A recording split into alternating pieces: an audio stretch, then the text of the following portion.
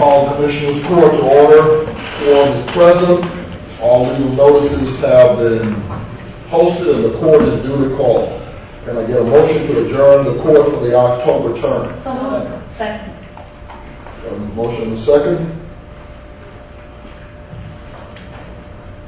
All those in favor, let me know by your sign of voting. Aye. Those opposed, same sign. Chairs in the affirmative. Motion to open the court for the November term. Motion to open the court for the November term. Second. Okay. All those in favor? Aye. Those opposed?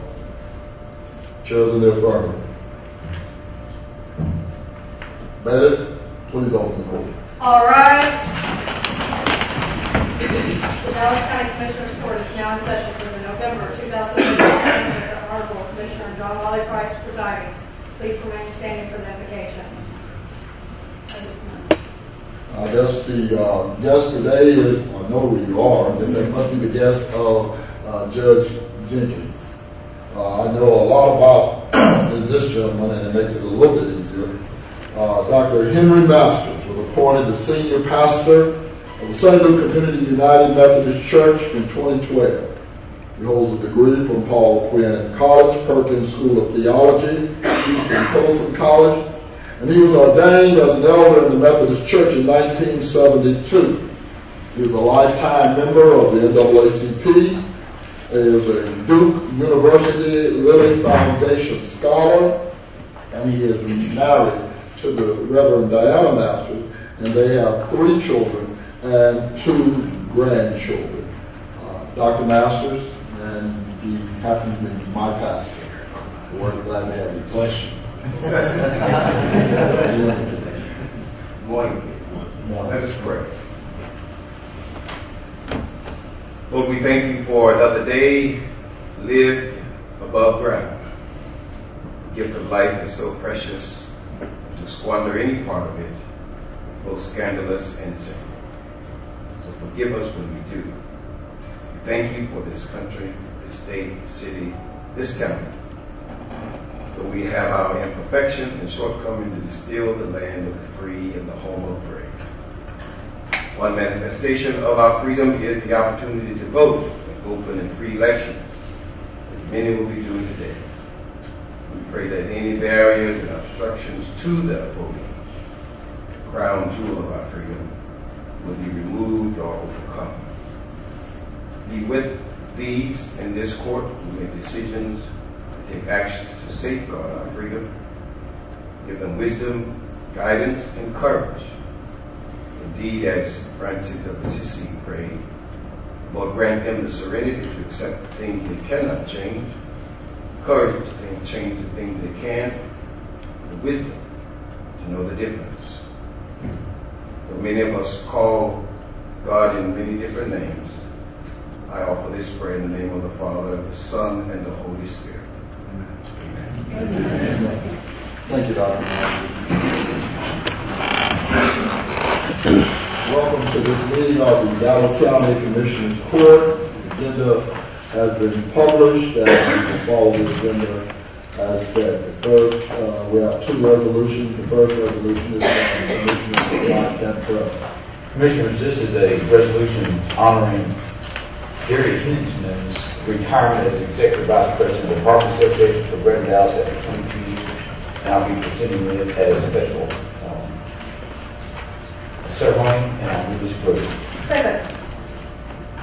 Moved by Commissioner Cantrell, second by Dr. Garcia. The resolution be approved. We have readiness. All those in favor, let it be known by the usual sign of voting. Aye. Those opposed, same sign.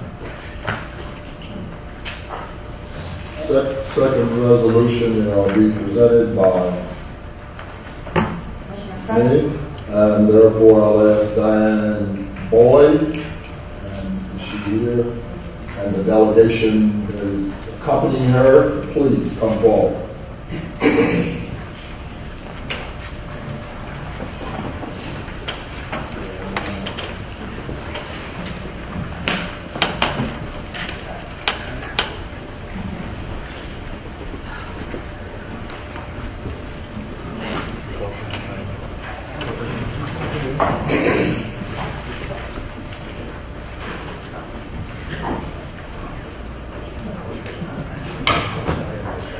The resolution reads that whereas for Diane Boyd, working with at-risk youth is more than a job, it's a call. Diane's career spans over 30 years of working in the trenches to improve the lives of at-risk youth in Dallas County. Whereas she received her bachelor's degree in Christian education from Anderson University in Indiana, and whereas she began her career with the juvenile department in 1982, Diane's goal has always been the same: to help youth receive the tools they need to succeed. Whereas Diane has worked with at-risk youth in a variety of settings, including as a juvenile detention officer, a juvenile probation officer, a field probation supervisor, and court assessment supervisor.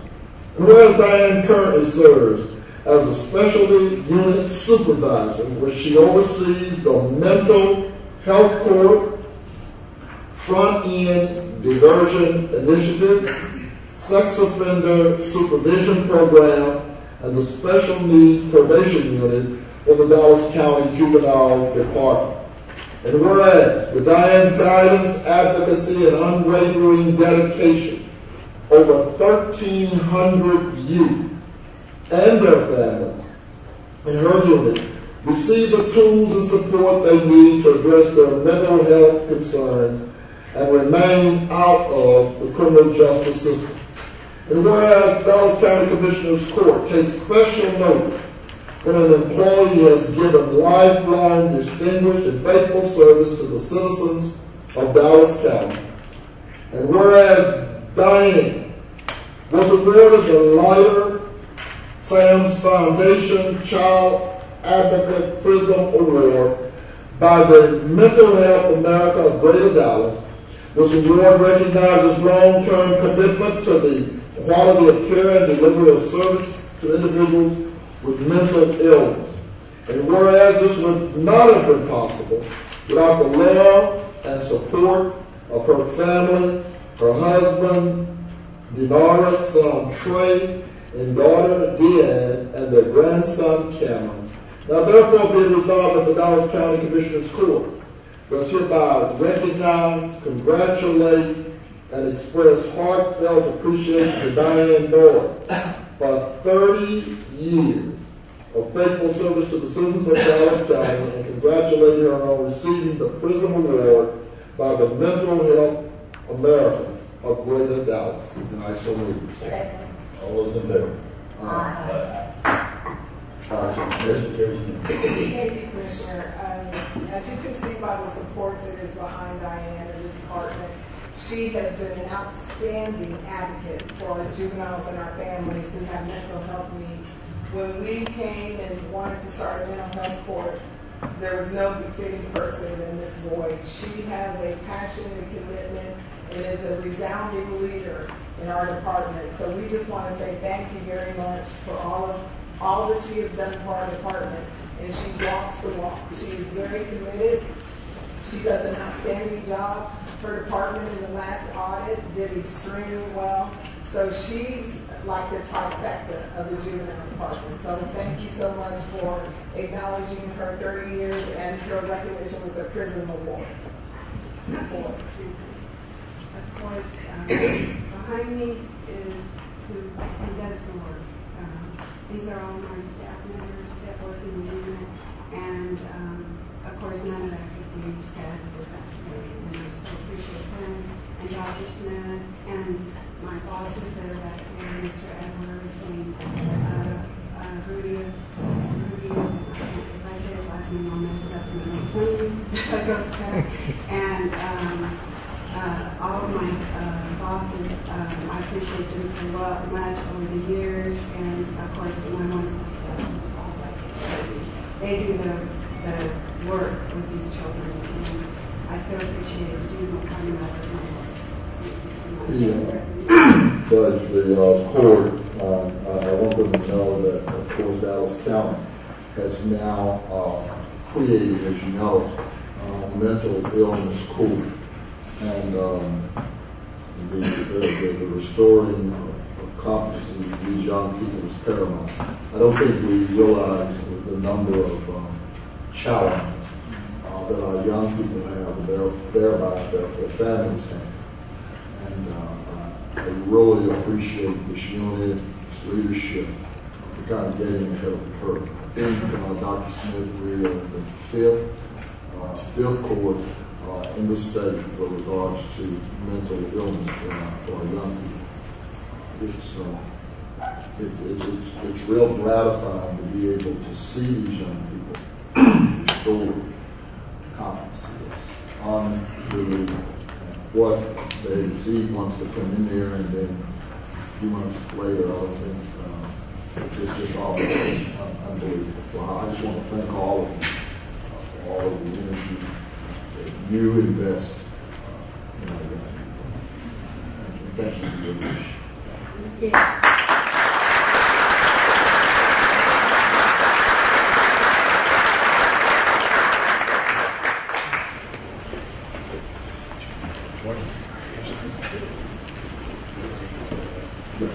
We will not consider adding J. Given sentence in this. Second.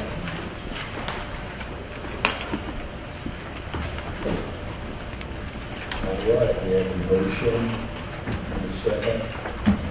All those in favor, signify by saying aye. Aye. Motion carries unanimously.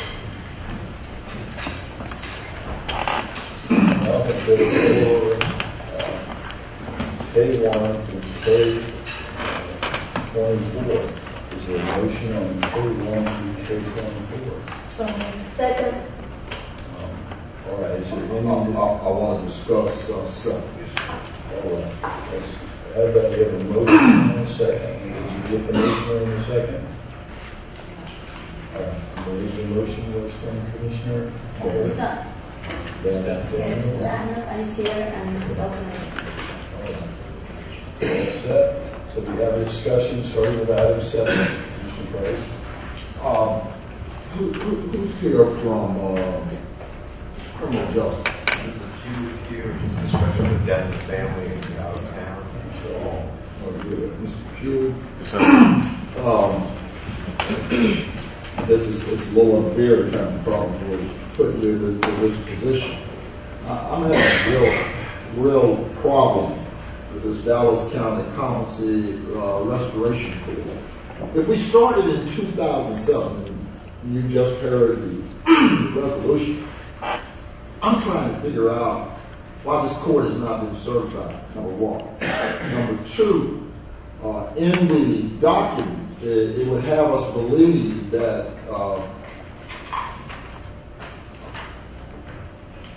the criminal justice staff provides a portal to determine the outpatient competency restoration and the appropriateness. Isn't that Metro Care?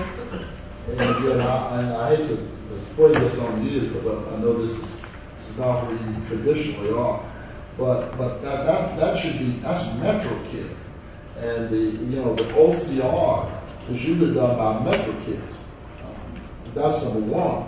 But why, if in 2007 this competency court has been supposedly up and running, why is it not yet certified? Because there are set of tenets that we have to meet in each specialty court that we put in place, and we're in the process of getting those tenets put together now. 6 years. In 6 years, we got a number of specialty courts over there. What do we have? 15. Yes, sir. This one, 6 years. I've been around here. I've never seen it take court 6 years to talk about getting certified. So what's gone wrong here? I mean, it's somebody not submitting paperwork. I mean, what is it?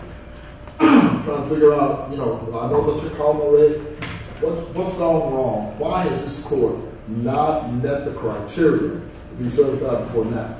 We're just trying to get all the things to work, Commissioner.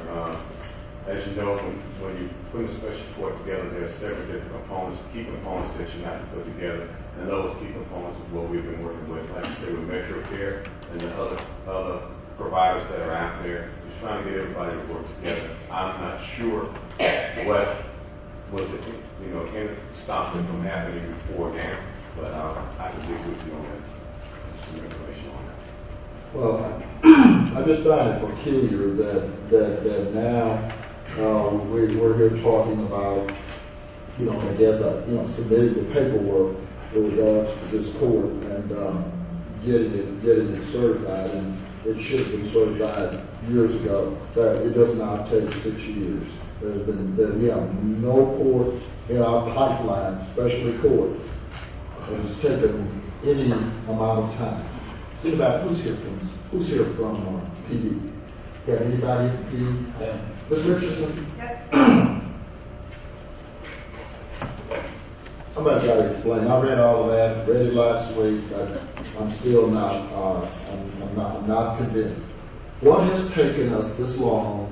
In fact, you guys seem to be the driver in this.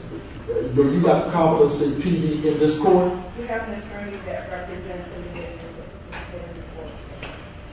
What? Yeah, but you're for the most part, aren't you? Yes, it's really up to the judge to make sure that the court gets certified, so they're entitled to funding just like the other special courts. Oh. So you have to ask the judge. No, I'm asking others. So the problem is, this is on Dallas County. Why has it taken us so long to get this court certified? I don't know, Commissioner. I know that since I sit on the National Drug Court Board, there's a push nationally for any specialty court to be certified to follow the 10 tenets of the drug court or the specialty court. That there are best practices that each court needs to follow. Because if you don't follow those practices, then you do more damage than you do servicing individuals. So I know that recently there was a move. I actually thought that it had already been certified, but I understand that they're trying to go through the certification process. Does they need to be certified to get the funding? Yes. You see, that's my That's the point. point. That's my point. So, I mean, how we went 6 years? Is there another court that we have, special court that's 6 years? And my understanding is, if you can correct me, that all of our other specialty courts are certified. Yeah. Were there thresholds or other factors that would have been a barrier to the certification? That I'm not sure of, but I know getting the referrals and getting the people in place and getting staff in place, you have to have certain people with certain criteria to work, on those specialty courts, and that could have been some of the issues there. But you don't know, the only person that can answer that is just Judge King. Well, it just looks like, we're just passing on it. And unfortunately, I've got a real problem if in fact, everybody's going to say, they're in the specialty court business. If in fact our PE is in fact driving that court, why that court has not been certified before now. And I haven't heard anything that gives me a compromise. And the fact, as I said, the briefing is not forthcoming in terms of who's doing the work in that court. Isn't it Metro Care? Metro Care is an individual that's found incompetent by a psychiatrist. And that psychiatrist recommended that this person is a good candidate for outpatient competency restoration rather than going to the state hospital. And Dallas Metro Care is a provider in the community that has to step up and be willing to work with that individual because they're out in the community. And so they're an integral part of this. If they're not willing to take this person on and provide those services to them, then they're not a good candidate for the court. And perhaps when Mr. Stretcher returns, he can kind of explain why it's taking so long. We do think that when any judge sets up a special court, that they need to make sure that they're following the procedures and also are available for funding for this program so that the county doesn't have to fund this program. So we have some special reports where actually they will ask for funding for a dedicated public defender in that court, which we like because that means that Dallas County doesn't have to pay for that individual. But it's just a matter of getting the paperwork together. It's not a difficult process. It's just putting the paperwork in, making sure, because the program has been operating, and it's been operating relatively successfully for the last several years. But it should have been certified. Can we, a question, guys? If I may, just real quick on this one. This is a formality that is required in order for us to apply for future grant funding. It's a new requirement on behalf of the state. Last week, I had put on about 4 or 5 court orders doing a similar function. But they were certified. Yes. But for the purposes of this particular reason for this court order, it's just the same as the ones in the prior week. This is operational inspections that we can continue to have. But this, the others were certified. Yeah, they were. And that's the point. If you like, we can hold this. I'd like to have Ron talk with the judge, get you some answers to those questions, and bring it back next week. No, I want him to go and explain why that court, the rest of them certified. Right. And this is 6 years you've been making. I don't understand why this one is not. And I also, since we're discussing this, and I didn't know about the certification, I thought that it was needed, but not exactly required. Now, I would also like a comparison about the numbers. According to the briefing, it says that the court has served 421 defendants, with 302 either restored to competency or found not likely to ever again competency. And I don't know if those numbers, when I read this, I thought they were very good. So that will reflect good on the court. But again, I would like to compare those apples to apples, and Mr. Fuji can help us with that. I'd be appreciated. Now, my other question is, I wouldn't like to hold anything that would affect financially the program at this point. If we hold it, would that help? No. We'll get the questions in. We'll get the questions answered and have it to you before next week. Well, but I really want the judge. I want the judge. Because, the thing is, just all of a sudden, we need to rush to get this done. It's been 6 years. Okay? We'll hold Judge. So make a move, it's going to be a full 7.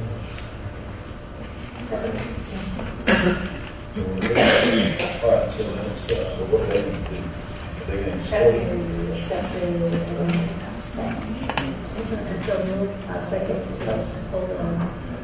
Well, they've already moved, and I'm just asking about the making the second pull. all right. So they can, Hang on a second. So we good down there? Killing them. All right, is there a discussion on anything past K7 before, or any other court order in the case? Any other court order? I want to commend Alberta there for the work on the Bellway and pushing along the court order on the Bellway for 2.5 miles of the Bellway this week. And there you go.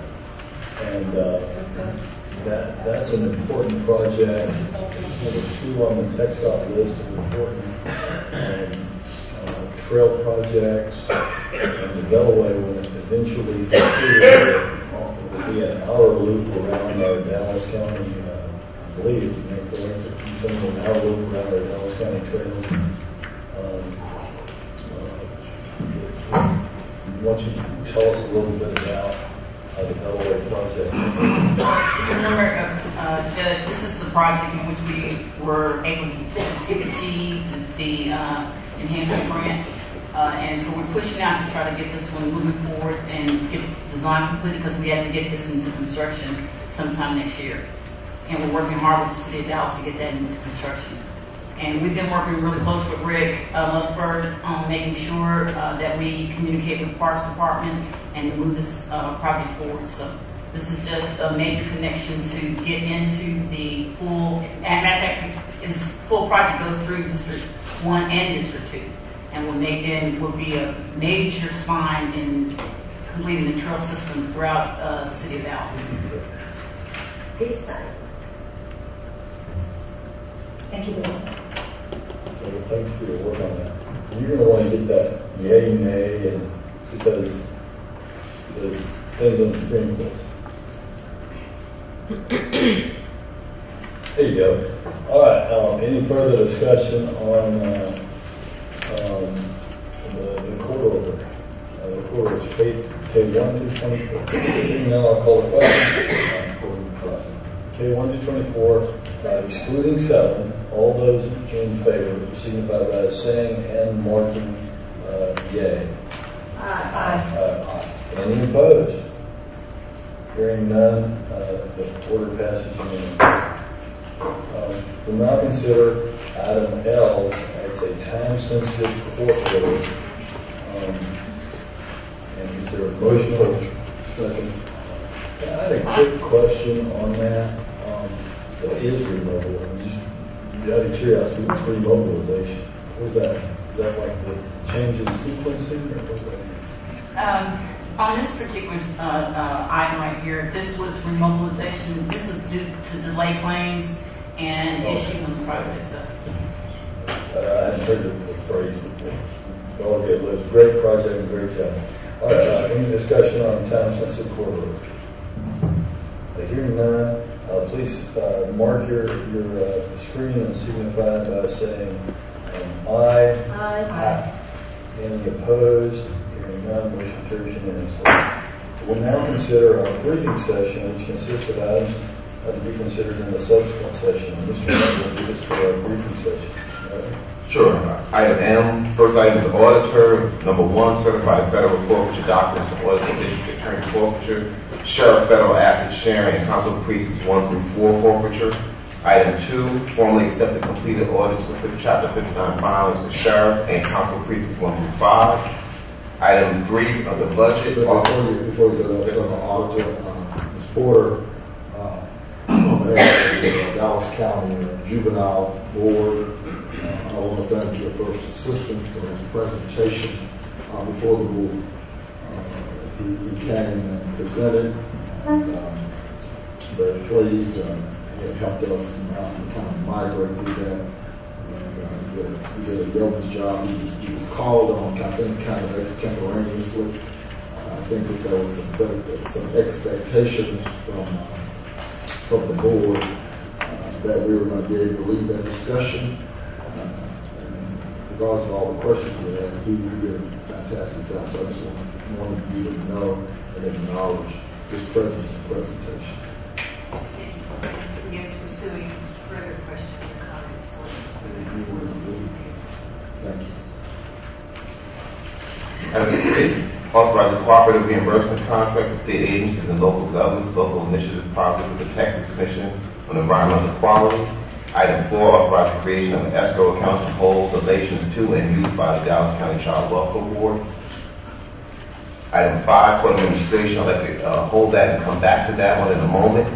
Item 6, forensic sciences. Approve the ILA with the City of Fort Worth for provision of forensic laboratory services. Item 7, Health and Human Services. Approve the funding at an amount of $50,000 from the Department of Homeland Security, Office of Health Affairs. Is there a question about that? Yeah, no, the Fort Worth bill. Fort Worth bill? No, you did forward on the bylaw. Oh, okay. I was going to do the ILA. that Fort Worth agreement is working extremely well. Correct. It's a great investment, and I want to thank all the parties that have agreed to help us move down the direction. But the doctor, oh, there she is. Doctor, thank you very much. It seems to be working well. Are you at full complement of staff yet? We are, and we just got more people in training. We're doing good. Thank you very much.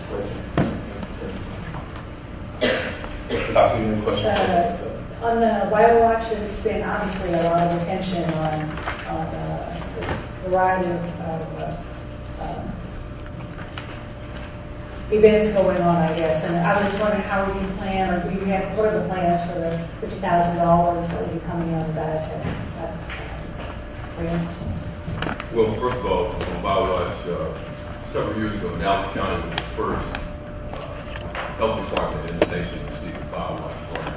And from that aspect, there's a lot of discussions that we don't have an open court regarding that situation. But the $50,000 is moving toward enhancing our laboratory response activity. As everyone, the best example I can give on BioWatch is whenever the Super Bowl or any major event goes on in an area, there is a situation where there's a monitor to identify issues that could arise based on biological events. And so the $50,000 is to enhance our laboratory, and this is a special $100,000 a year grant that we received. This year is $50,000, and so we could possibly get $100,000 next year. But this is from Homeland Security for the great job that our staff has done that provides this additional funding. So I just wanted to make sure that we kind of bring the overall aspect of that. BioWatch started years ago, right after 9/11, and our lab has been working 24/7 in terms of response regarding situations that we don't discuss in public. There's a number of exercises that go on in the middle of the night with regards to this, and the department has responded appropriately. Thank you very much, and for being able to take on that extra responsibilities and keep our community safe. I also wanted to make a comment on the item 4, the Douglas County Child Welfare Board escrow account. I know that we've been getting some of those donations for, painting and remodeling some of the rooms. Thank you, Mr. Brown, for giving that information. I know the Oak Cliff Lions Club have taken a special time and effort to be paying for some of those rooms, and obviously being an Oak Cliff Lion Club member, Mr. Well, you're a witness that I say, because otherwise I get fined if I can say publicly. I would like to be sure that once the whole remodeling is done, we would love to recognize all our donors right here publicly from this board. I know that some of those rooms were in their need of restoration, and just the fact that different groups like the Oak Cliff Lions Club and different individuals as well are taking this and donating, the needs for some of these rooms is especially good. So thank you so much. And once it's done, Mr. Brown, would you let me know? I'm probably going to tour them before they're done. I know that Ms. Torres has been on top of that. So thank you. Well, and again, Commissioner, when you do good, no matter who does it, you just do good, and that's the thing. At least for me. Thank you very much, Mr. Brown. All good and good? Item 8, recommend approval of amendment 4 to extend the term of the contract to November 5th, 2013 to January 10, 2014 with also ribbon and computing for the services of Mr. Rebecca Nicole Clark. Item 9, recommend approval of 2 SQL DBA contract positions for a period of 6 months using the MTF other professional services account. Juvenile number 10, approve amendment to the residential services contract with Athletes for Change under the RFP contract for residential services for the Dallas County Juvenile Department to reflect non-title employee per diem reimbursement rates and adjustments to those rates. And so that the court will be clear, the record will be clear that strictly because of the state. We did not, Dr. Lee, we did not the rates. That is the state. So they have cleared the certification that's necessary. That is correct, Commissioner. And once we have a vendor in place, it's up to them to get the certification from the state. And once it's been approved, then we can pay them that Title 40 reimbursement rate. Now, with Athletes for Change, it won't be retroactive. It will be going forward from October 2024. And I again want to commend the department because they also made another request, and they did not meet that threshold. So. Item 11, purchasing, authorized contract amendment number 3 to the statement of qualifications for construction manager at-risk services for the Dallas County Jail Medical Modification Project, Aztec of Russell Turner, to recognize the final completion date of April 2nd, 2014. Well, Commissioner, do you have any other questions on that one? No, it was appropriate. I want to thank Shannon Brown for staying on top of the project over the last year. Item 12, Sheriff, And for the court's comfort level, Brown has done a yeoman's job in terms of managing this contract. We thought we would never see again after Kay's South Tower. We thought that it was all over, and it doesn't matter. It does not matter who you bring into the equation. Staff and court members wind up having to still manage, but Ms. Brown has been definitely outstanding. Item 12, Sheriff, approve the MOU with the Office of Violence, Sex Offender Management. I'd like to go back, if I could, to number 5, Court Administration. Review the protocol for approval of use of county space for media events and press conferences. I was asked to add this item. If you look on your agenda, you can see that I included in the briefing agenda the actual policy of the Dallas County Code on this topic. Protocol for approval of use of county space for media events and press conferences. Judge, I asked that this be put on.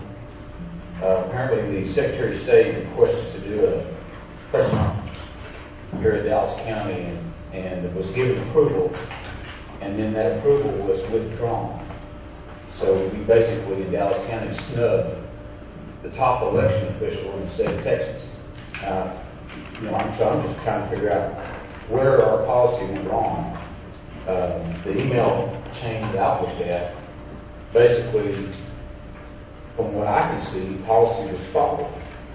In other words, the Secretary of State contacted Ms. Pickens Poole and requested to do that. She could either participate or not participate, and they were looking for a location in order to do that. I think Ms. Poole, according to the policies, was required to contact the court administrator. She made a couple of attempts to get out of pocket. She contacted Commissioner Price. Commissioner Price gave the go-ahead. Daryl, the court administrator, was notified of that, and then that was forwarded on to the Secretary of State, and the press conference was scheduled. So the last thing I saw, it was on, the press conference was on. Daryl then sent out a email to all the court members regarding the press conference. And then the next thing I received at 7 o'clock at night was an email from Ms. Nelson that the press conference had been canceled. So I'm trying to figure out how under this policy we can go from having followed protocol and set the press conference up to 7 o'clock at night. It gets canceled by the DA's office. So that's what I'm trying to figure out. And it's my understanding, Judge, that it was a meeting between you and the court administrator and Ms. Nelson, and that decision was arrived at by somebody to cancel the press conference. And I'm trying to figure out where under the policy that is allowed to happen. So that's what I'm trying to figure out. So apparently we've got a problem with the policy if everything's followed and it's set up and scheduled, and then all of a sudden somebody comes in and cancels it. So I'm just trying to figure out what took place. I think it sets a very bad precedent that Dallas County does not continue that working relationship with the Secretary of State. When the Secretary of State asked to come in and to educate our voters about the new voter ID law, then the Secretary of State should be allowed to come in. We've never excluded the Secretary of State. In addition to that, Dallas County, this court, is spending hundreds of thousands of dollars to educate the citizens of Dallas County on the new voter ID law. Ms. Poole, in her own grievance, has requested the Secretary of State to come in and to work with us on setting up additional sites, on educating our voters. And then, so the Secretary of State schedules Fort Worth and Dallas on the same date so they can come down and do this. And then they're snubbed by Dallas County. And I just find that to be totally out of line. So is there a breakdown of the protocol? What happened? I think the protocol was followed. Ms. Pippins Pullman attempted to reach me on a couple of occasions. I was out of pocket, as Commissioner said. She did call after not being able to reach me that evening, and the next morning I tried to call her back. She did reach out. I'm not sure when she reached Commissioner Price. Commissioner Price gave her the go-ahead, and at that point, my responsibility at that point is just to notify the rest of you, which is what I did by email sometime that morning. So let me ask you. So why is the press conference was canceled? That's what we're trying to find out. Under whose authority? If the protocol was followed, and according to what I read in the court order was followed, what happened? Daryl, let me ask you this. When we spoke on the phone, what I'm reading here is that the protocol is the court administration, that would be you, and in your absence, Mr. Heichel, is the party that allocates space for outside third parties like the state of Texas or Senator West or Congressman Hincherling or CASA to use our county buildings. When I spoke to you on the phone, you said that had not, y'all had not given that permission, correct? Correct, only because I had not been able to contact. I had not been able to have a conversation with Ms. Pippins Pullman by the time. If she's unable to contact you, she can contact Gordon, but Gordon was out of the country with the death. Well, Gordon was out with the death. That's right. Correct. And so the protocol actually, just to be clear, for using our county buildings would not be to contact one of us, but rather to contact you. Yes. Well, what are you saying? In other words, Ms. Nelson sent an email out and told the Secretary of State didn't follow protocol. You're supposed to contact Daryl Martin. That's not what the policy said. The protocol is for Tony. That's correct. That's absolutely correct. Now, I think what happened because of the urgency, the timing of this, I think I originally got an email from Ms. Pippins Pullman Tuesday during court. I didn't get to my emails till later on that evening, and I saw that. So at the meantime, she'd been making phone calls back and forth. I was not able to reach her. I had something on that evening, so somewhere she reached a court member. She wasn't able to reach me. Gordon was out of pocket. She reached a court member. The decision was historically we've done that. That's right. Historically, we've always done that. If you're out of pocket, out of pocket, then they try to reach a court member. Right. Okay. But I want to be clear about our protocol. Our protocol is not to reach a court member, and I'm not critical of Commissioner Price in this scenario, but our protocol is to reach the court administrator. The court administrator then makes a decision because it is the court administrator, not an individual court member or the department head themselves that makes decisions about space allocation for third parties to use our buildings. Now, we may be arguing about how many angels fit on the head of a pin, because that's not really what you're... I'm going to take your argument. Okay. Let's just say that your argument is 100% valid. Daryl made that decision because he confirmed that decision by Tony and by Commissioner Price when he sent that email out at whatever time it was that you sent the email out. He stated that the press conference was going to be held and everything was moving forward. So he gave his tacit approval for that. So what we're trying to figure out is, once he sent that out and everything was scheduled, under what authority? We're getting someone. Okay. But before we do that, just so that we're all clear for future space allocations, department heads go through the court administrator. That's what we get Howard, Daryl, and in his absence, Gordon to do, and they have the power to make a decision of yay or nay without a court order, and then they contact us. Otherwise, we couldn't have any press conferences without having a meeting of the court to vote on that. So we did that. I just want to be clear for the future. We have divested the power to make that decision in our court administration. Does everybody agree with that? Well, but there's also a fallback position. I mean, you know, like you said, both of them are out of point. And then there's always been ranking traditionally in terms of the court to be able to make a decision. That if you look at the practice, it doesn't matter what the policy says. He was out on family. Well, but I want to be very clear that that is our protocol, because here's our situation. Right, in this situation, we're getting to the meat of really what you want to talk about. Okay, but before you get there, can I ask one question? When you sent the email out, you had the ability to overrule that at that time, correct?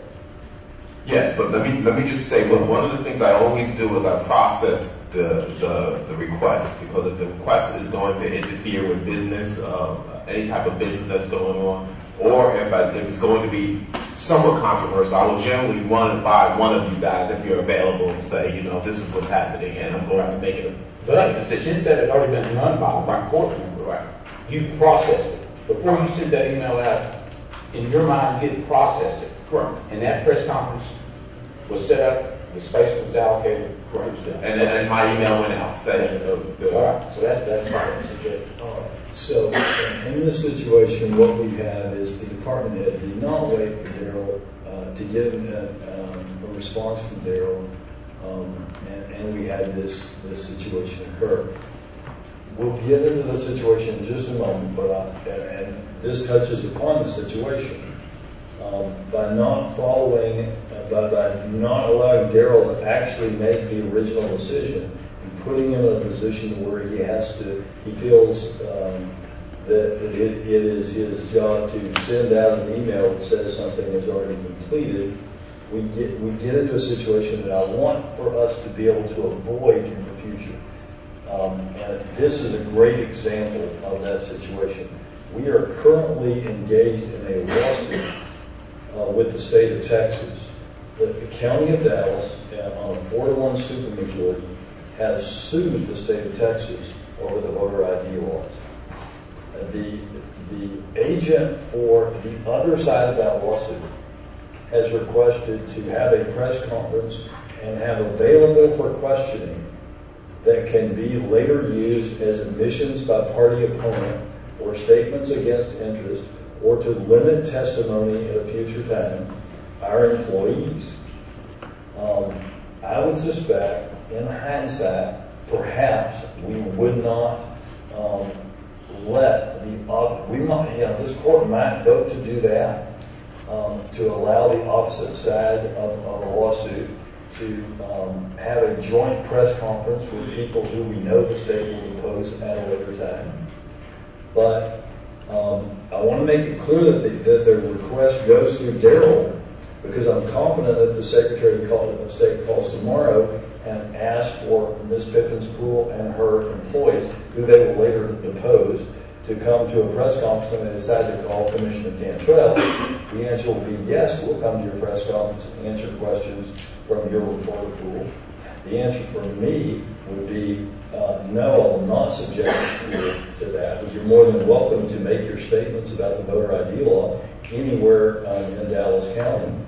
I'm not trying to, and the answer from Commissioner Price might be the same or it might be different. Commissioner Garcia might be different. Commissioner Daniel might be different. Well, that's why we divest them. But I'm not.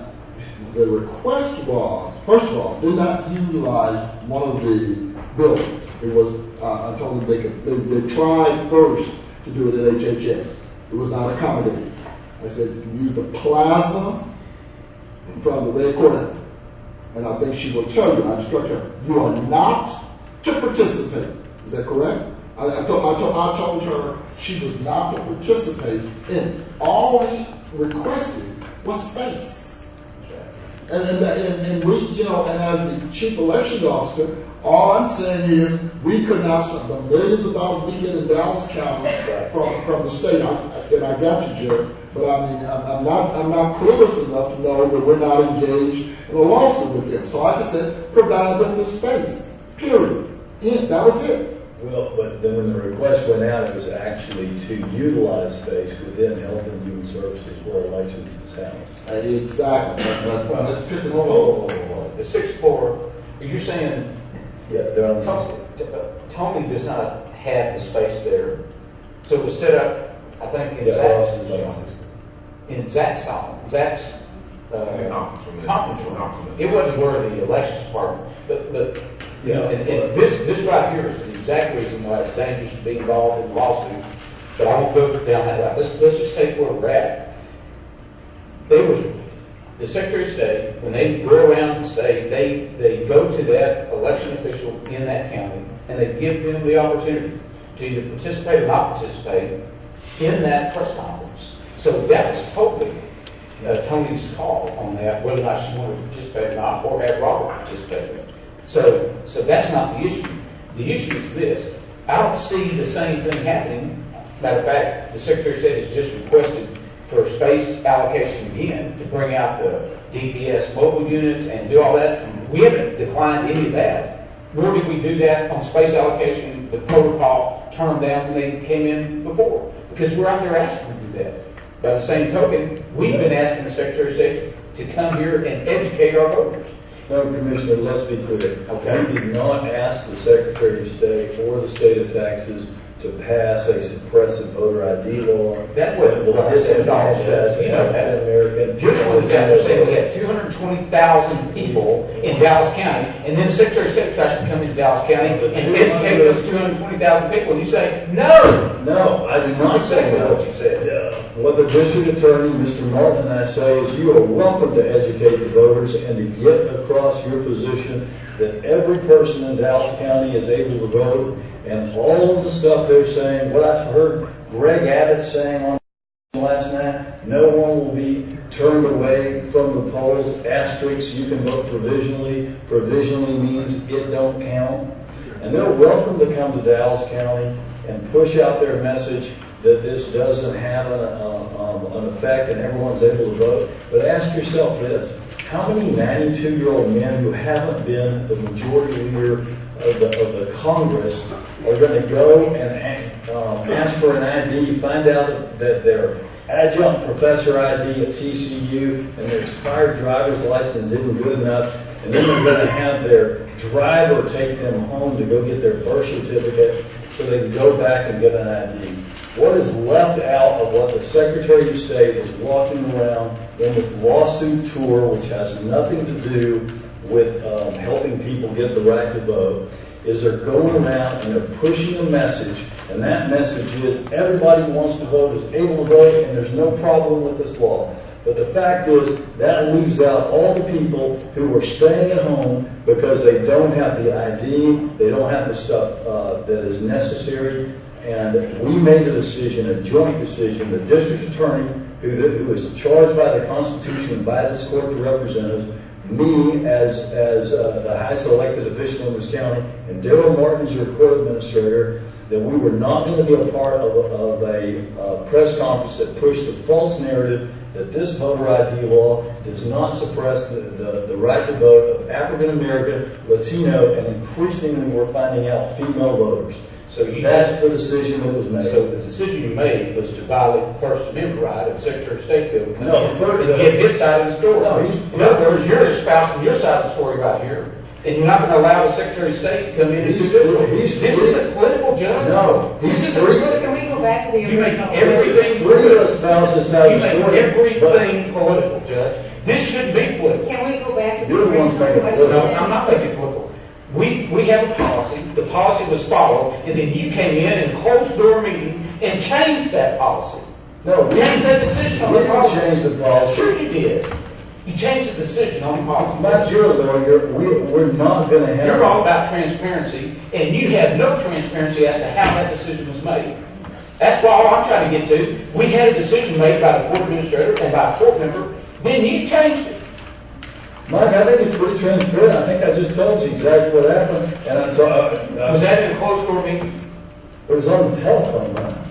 You didn't have a meeting? It was a conference call. Okay, a conference call. In your office? I was in my office. Okay, was anybody else on the court consulted or advised of what took place? Because that's still not until after the decision was made. Right? Okay. Well, Well, Mike, so you're I don't think happy. anybody else on this order Mike, did that. let me see if I understand this, because it's not about politics to you, but you're happy when the Secretary of State can push out his position in our building while we're engaged in a lawsuit, and that position follows your political ideology, and that's transparent. Judge, I had But you're unhappy unhappy. surveillance being here, pushing out a bomb carrier. I don't necessarily agree with that, but do you hear me complaining about that? No. You're complaining I'm today. complaining because you went beyond the policy of this Commissioner's Court and took it into your own hands to overrule something that had already been done. No, Daryl had not acted, and it's part of Daryl's joint decision that we did not want this to occur. Is that correct? Because when you sent that email out, you certainly didn't say, this is a bad idea. It was sent out and said, this is what's taking place. You had the ability to overrule that, didn't you? Well, and I sent it out based on the decision that a court member made. And said that I did not have authority to overrule the court member. And that was a Republican. That was a Democrat. Correct? Right. Okay. So it's not political. Right. You're trying to make it political, Judge. This doesn't, I'm not going into the contents of what the Secretary of State's going to be saying. And you may not agree with what the Secretary of State's saying. But we follow the policy. They should have had an opportunity to do a press conference. But I think, and as the Commissioner, as the judge was saying, when the phone call, we had the phone call, it based the decision on the majority of the court's decision in the lawsuit, which was that we were going to sue because of the voter rights. And Did you Price vote with that? On the initial So lawsuit. how do you make that summation? That's a far leap, Daryl. And you know it. But that's how the decision was made. That's how the decision That's the leap. Well, but But I have a policy. Look, you know, they could have gone out there on that plaza. Yes, They, yes. they didn't need us. Hey, but they didn't need us. They could have gone out on the plaza anyway. Right. So we made it look like, you know, we were, at least, okay, you don't participate, they go out on the plaza. That wasn't it. They didn't That's not what they decided they wanted to do. No. I don't have a problem with the plaza. I don't have a problem with them standing on the street. I don't have a problem Right, with it's getting one of their they wanted to 100 go offices inside. in Dallas County. Right. But they Wow. wanted to come into our house Oh, and, yeah, and because get their have message. covering rain. Oh, Judge. It wasn't raining that day. Yes, it was. It was anticipated to be raining. It sure was. It's even in Tony's email. You know, Mike, play it like how you want to, but we're all grown people, and you're a lawyer. You understand good and well what they were doing. Judge, I don't think everybody has the political interest that you do in things. In other words, if the Secretary of State wants to educate people, they ought to be able to come into Dallas County and educate our voters. I agree. Let's have, come on in, Secretary of Well, State. maybe you got to do a 5-signature letter then, invite them in, and make them. No, not to our building. No, sir, not to our building. Oh, But really? come on into Dallas County. The voters aren't in this building, Mike. The 1.15 million people that are out there voting, and the people who the state of Texas is trying to suppress their right to vote, they're not the high information people sitting in here. They're not these news cameras. They're not John Warren sitting over there. They're not all these people in suits and ties. That's how Secretary of they're trying to State, suppress the Judge, vote. you've had many press conferences in this room right here. And when the media shows up, it gets out on the news and it educates people. Okay, well, they're welcome to have a And press you're conference. saying on the West Nile virus, that's not how you handle things? Well, the people involved in West Nile virus certainly weren't in the building. Mike, it's apples and oranges. No. You're an elected official. You're welcome to use this room. I didn't call to use it. Okay. This is They the are highest third party. elected official, the highest election official in the state of Texas. What I'm saying is, they should have, when policy was followed, protocol was followed, we should have followed up on that. Nobody had the authority, and certainly not the judge. He does not have that authority to come in and overrule that protocol. Period. No one overruled the protocol because the protocol is Daryl's decision and the press conference was Okay. canceled. So you're saying Daryl made the decision, not you? Daryl, the head of the civil section, the district attorney and I reached a unanimous decision that it was not in the best interest of Dallas County. And given that we're in a lawsuit, given that the protocol of Daryl not getting an opportunity to make the decision in the first place, which had Daryl had that opportunity, he would have contacted our lawyer, who would have contacted our outside counsel, who would have unanimously said, you don't need to participate in a... No, actually, Chad Dunn said it was okay to participate. But Question and answer session. let's go back to, didn't you make the original deal Did you that... contact Chad Dunn? No, I heard that through Daryl. Daryl did. And Chad Dunn said it was okay to participate in that conference. Your Honor, Judge, Well, let me, I'm going to address one more thing. One more thing. You just made the point that you, Daryl, and the DA's office made that decision jointly. You just made a big point a while ago about how this says the court administrator. It does not say the court member. It says the court administrator. So now you're trying to tell me Daryl didn't solely make that decision. It took all three of you to make that decision. Really? So you can't have it both ways, Judge. Either he's the final decision maker. What gives your weight of your decision more weight than Commissioner Price's? I don't understand. Daryl made the decision, but as I pointed out, it was a joint decision. Daryl and I were on the phone. He said, I'd like to get Teresa Snelson on the phone and visit with you about this. We visited about it. And after visiting about it, there was a decision that was made. And it was all three people agreed with the decision. So, well, it must have been too decisive, because when I requested to find out why the decision was reversed, I was told that it was based on protocol wasn't followed. Well, protocol wasn't followed. And then when I got the emails, that was what was sent to the Secretary of State, it said the space wasn't available.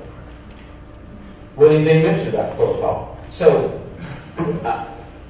those are all the same thing.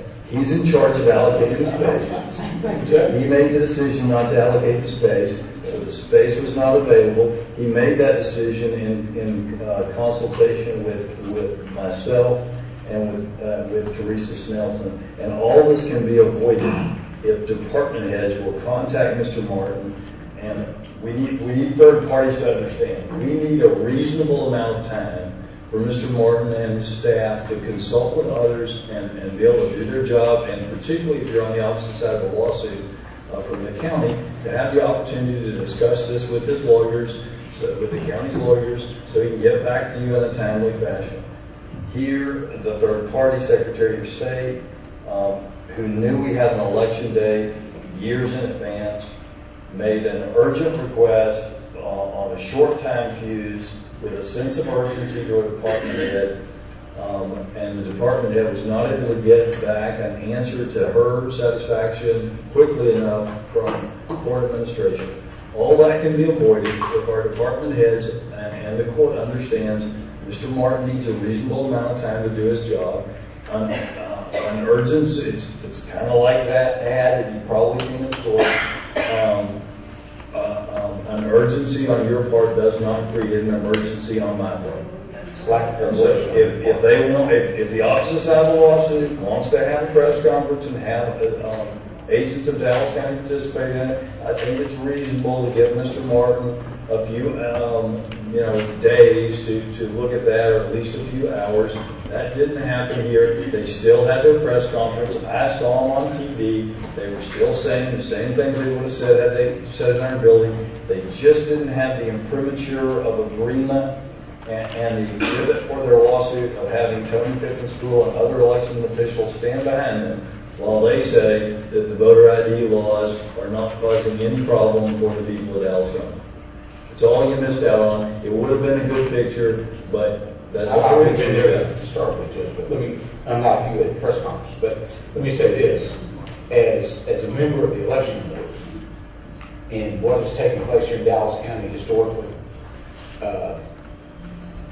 I think it certainly, with the snubbing of the Secretary of State on this, it certainly, in my opinion, ought to give them some pause when they look at partisan elections. But I'll say this and move on. First of all, I think the policy was followed. I think it's very sad that you put Mr. Martin in the position that you put him in, and I think it sets a bad precedent for us to treat state officials like the Secretary of State was treated. And I'll just move on. And I agree with that last 2 or 3 words there.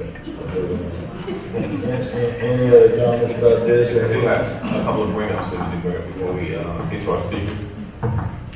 I need to get Commission's Court approval to authorize the final payment in the amount of $13,839.35 to the Codis Elevator Company for the administration building portion of the 2012 elevator escalator modernization.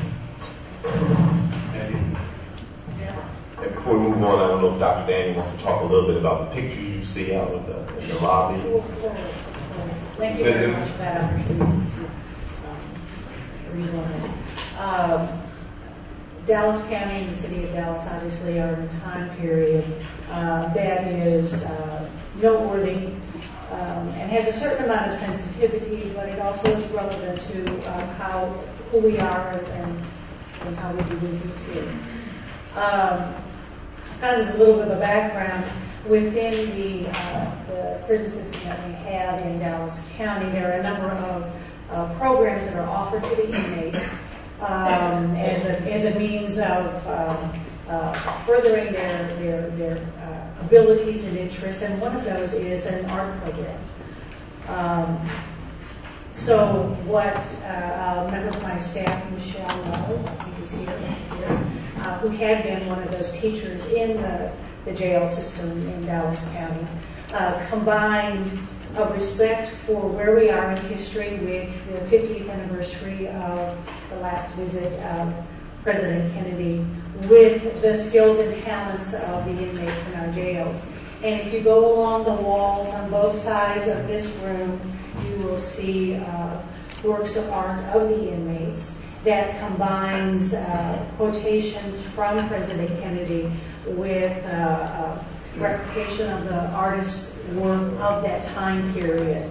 So take a moment and do that, and thank you, Michelle, for the efforts that you put into this, and to all of those people at the jails who see the value in, even though it's a regrettable situation that we do have people in our jails, at least we can use their skills and talents, bring them together, and express some of the sentiments that we may have during this time period.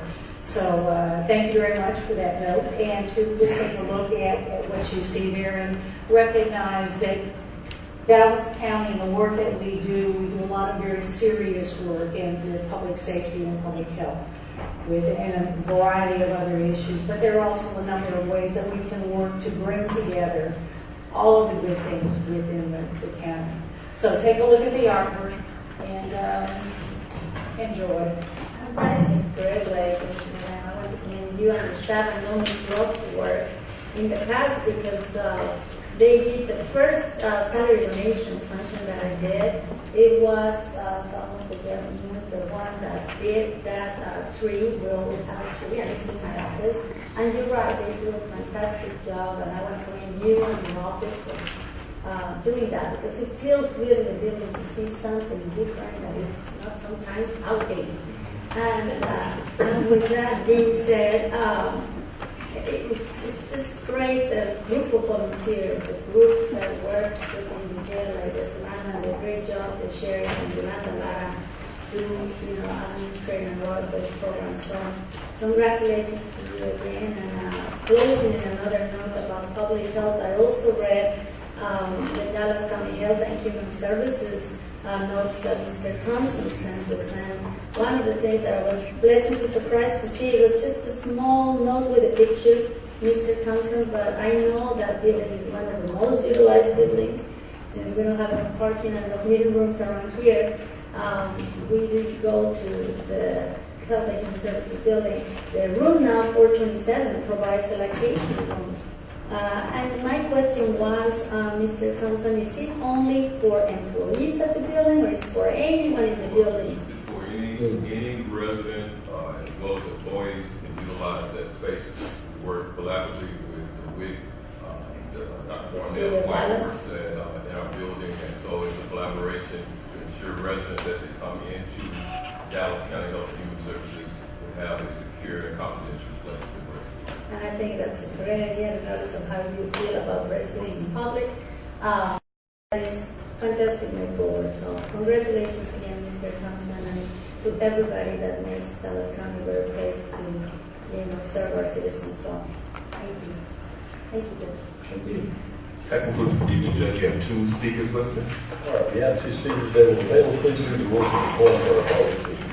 All Commissioner Court attendees are hereby advised that this meeting is conducted in accordance with the provisions of Dallas County Code Section 74-71. This Visitors and registered speakers are to observe order and conform at all times. Personal, profane, and slanderous remarks are not appropriate and will not be allowed at any time during this public meeting. Any and all clauses to be kept brief and observance and of time constraints.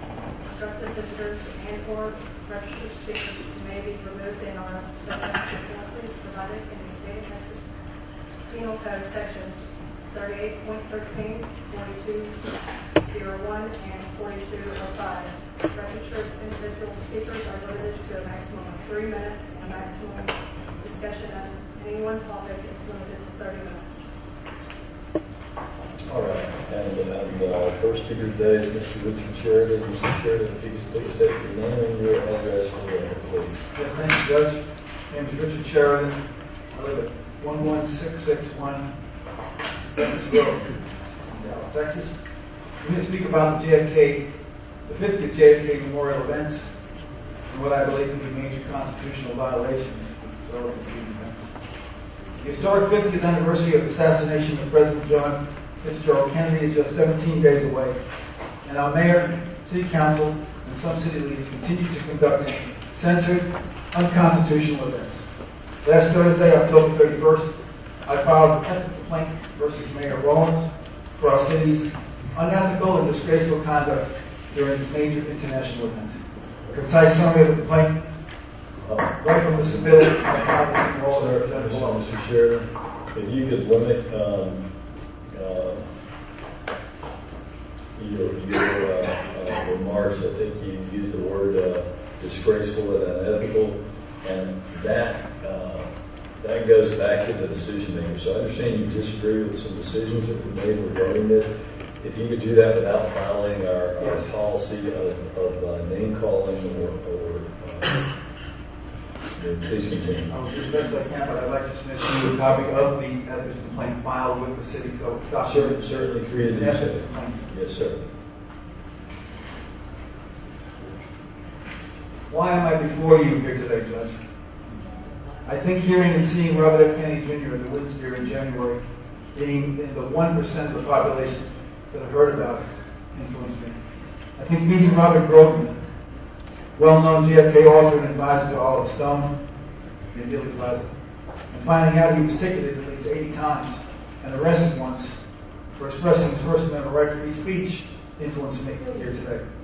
Oliver Stone, in his review of the book The Unspeakable, calling on us to unmask the shadowy forces that caused the death of Kennedy and to confront the truth about our history, who would be best able to restore the promise of democracy and lay claim to JFK's vision of peace, influenced me.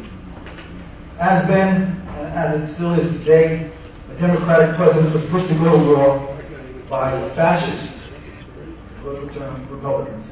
Kennedy was assassinated when he made peace, not war. What would President Obama's fate be, since he backed off on his Syrian war initiative? I state before you that our president will be a lot safer in Dallas County and in our nation with the authority of the county and the sheriff to cause the city to do the right thing and act constitutionally with these very important events that are coming upon us. I allege that the same shadowy figures, or not so shadowy figures, that confronted Dallas, that control Dallas and our nation today, are the political and familial offspring of those that controlled Dallas and our nation in '63, and were involved in the assassination conspiracy or conspiracy to cover up who did it. And I'll name the Dallas City Council as front and center with those shadowy figures. I pray that Dallas County does the right thing. The nation and the world are watching. May God's work be done on earth as it is in heaven. Thank you very much. All right, and our next speaker is Mr. Robert Chickarelli. Good afternoon, everybody. Robert Chickarelli, 1822 Young Street, 75201. Before I start my speech, I'm a client of OCR, and I have a question after I speak with concern. I address to the commissioner. That's something like, scared, not scared, concerned, but we don't mind. My speech today is on Mike Miles and BISD. After today, it's going to probably be 6-3 in favor of Miles instead. The Miles critics have not been doing the right way of working when they're concerned about this man. Mr. Price, I saw you in Friendship West Baptist Church. You did a wonderful job. The crowd was really aroused. However, you're also at the school board meeting. See, what's going on is that the person involved in hiring what's going on is the mayor. The mayor controls the school board, the rights. What I'm saying to you, sir, is everybody, Mike Miles has done a very fantastic job with the press in calling about the teacher accountability, principal accountability, and high-stakes testing. He's never talked about holding students accountable for their actions, their behavior, or academically, and that's making teachers very, very scared of teaching DISD because of that. It looks like the students can get the teacher into trouble at any time. And Mike Miles is not here on an education agenda, he's on a political agenda. So is the mayor, because Mike Miles is talking about things that Austin wants to talk about, like I said, teacher and principal accountability. And there's got to be a change in the way that critics of Miles have to be addressed. Mr. Price, I'm asking certain people like Renita Wallace, Joyce Foreman, and yourself, go in front of the city council. The mayor controls the school board, and the only way the budget is my concern. All three of you get together, you're all the business members, white and black, because it's racial, I'm serious with you, and have them speak in front of the mayor for the next 90 days in which Miles has the vote plan available. Also, there's an open mic meeting on November 18th in North Dallas. Mr. Price, I'm asking you to come, so you get the word out, and the publicity has to continue throughout this 90-day growth plan. Because Miles is always on TV. You and Juanita Wallace are on TV, but that's very seldom. Keep the pressure up. That will send a message to the voters that Mike Miles has to do. Also, I'm asking AFT, Rena Honea. They've done a very terrible job. At Friendship West Baptist Church, I spoke there. The teachers union stayed in the back and didn't say one word throughout those 2 days. And that crowd was really roused up. They were really pumped up about Miles. Mike Miles was sitting by himself there. You have to talk to Rena Honea, Alliance Federation Teachers Group, to do their job. They're not doing their job at all. They're not vocal at all. I'm very surprised. They just sat there in the back. They could have used that podium to really get your message across. And that teachers union done a very terrible job about Mike Miles. One last thing I need to speak to about. There is no longer beeping. I'm sorry. My bad. I did not tell the speakers this today. That your time is no longer beeping. And actually, I'll tell you that in a minute. Your time's no longer beeping. Your time's now up here. And I was waiting for the beep, and you probably were too. So why don't you just, if you have a concluding sentence for us, sir, I'm just asking. I'll do a better job of explaining. I'm just asking that Mr. Price get together. Juanita Wallace, you spoke once at City Council, Joyce Foreman, and yourself, get together with your members and keep this pressure up. Because right now, Miles is staying 6-3. There's no way except to keep the pressure up. One last thing about the OCR. I'm concerned because I'm in classes right now. I'm at make housing for me. When I leave the program, I have not been able to work. Do I have to leave right away, or I'm homeless again, or I'm able to get an extension to find work? I'm really concerned about that. Sir, if we can't comment, the OCR is run by Judge Skim, and that court's run by Judge Skim, so you need to contact the court on that. The Commissioner's Court doesn't oversee those independently elected judges. You can also talk to Etho, who is sitting next to Lowell.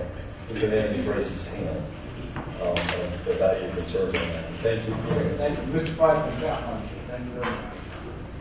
All right. And that concludes our public speaking. In a moment, we will go to a closed session authorized by Chapter 551. government code, any action taking place in closed session will be voted on in a subsequent court session.